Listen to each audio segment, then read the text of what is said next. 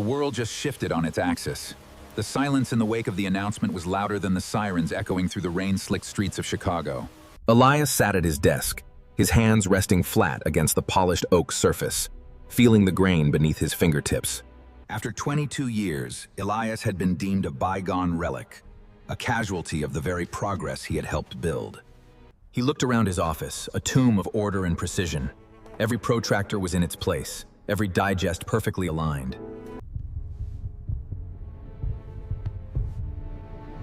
There is no formula for this. He believed that if he simply followed the rules, the sum of his existence would remain positive. Now, he felt the walls of his comfort zone beginning to crumble, the dust of his former life coating his lungs. The brass paperweight on his desk caught the light. It was a replica of the Sterling Bridge, his first major project. He remembered the thrill of the first stone being laid, the beauty of seeing a vision bridge the gap between two shores. There's no bridge left. Now he felt like he was standing on the edge of a misty chasm with no bridge in sight. Stepping out into the evening air, the cold stung his cheeks, a reminder that the world didn't stop turning. The city felt different tonight, not a collection of steel and glass, but a living organism that was constantly molting. For the first time in a decade, he didn't have a destination. The lack of a schedule felt like a physical weight.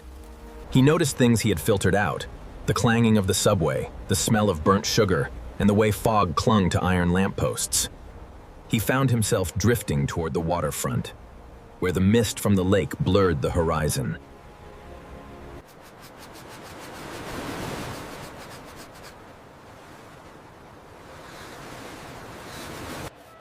Her hands were stained black, and she worked with a frantic energy that Elias found magnetic. It changes every second. The waves. Doesn't that make it difficult to get it right?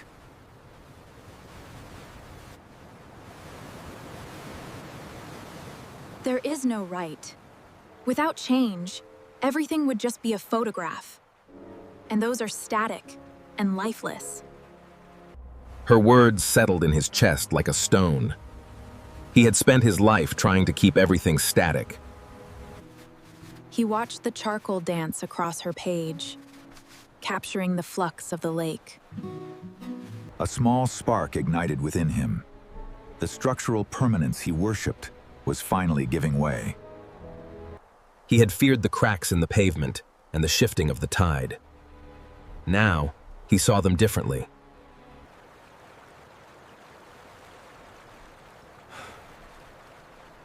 I think I'm ready.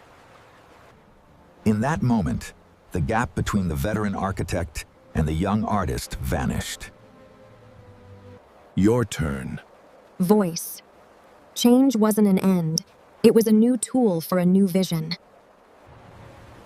The city didn't look like a master plan anymore. It looked like a possibility. Don't fear change. It's where growth begins. Elias Thorne was finally home,